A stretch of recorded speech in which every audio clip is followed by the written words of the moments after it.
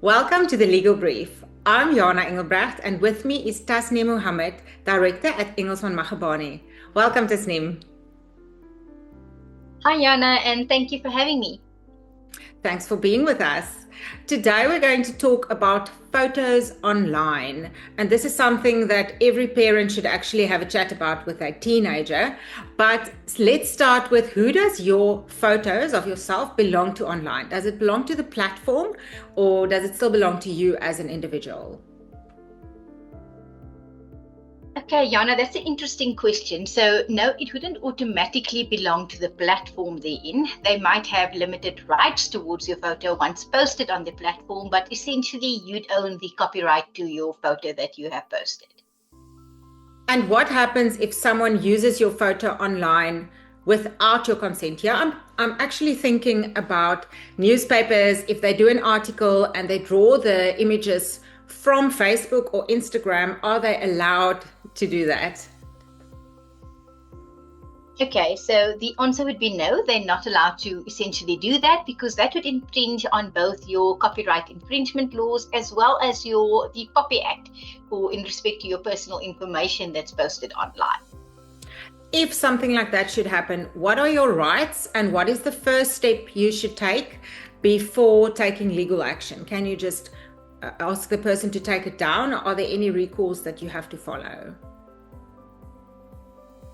Yes, I would say you could try and approach the person on the online platform if you'd still have access to it. Obviously, if you scammed or hacked, you might not be able to do so. And then what I would say is I'd advise you to go and see an attorney, that you can send a cease and desist letter to have them remove the photograph from the online platform that they posted it on without your consent. If it happens that you were hacked, because you mentioned that now, so I'm thinking about it now. If it happens that you are hacked and your pictures are being used on another profile that someone started with your name or even with their own name or another name, but your picture is there and other pictures of yourself are also on there, and this person maybe is a hacker, they don't subscribe to the Poppy Act, they might not even live in South Africa. If you can't get to the source of the problem, what do you do then? Do you just ignore it, or do you just report the profile and hope that it will be taken down? Yeah, so that is a bit more complex to answer, but I would start with reporting it to the platform where you notice the activity being done on.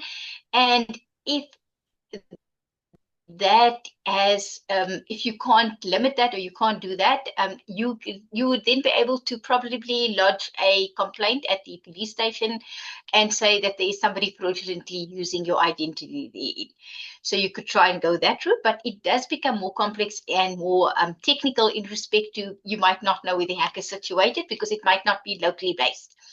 So yes, I would start with then first trying to have the person remove or report it on the social media platform that you have discovered the illegal activity on. This actually brings us to another very important aspect that we can discuss in another episode, is how you can protect yourself online. But thank you very much for being with us today, Tasneem. Follow and subscribe for more legal talks. Have a nice day.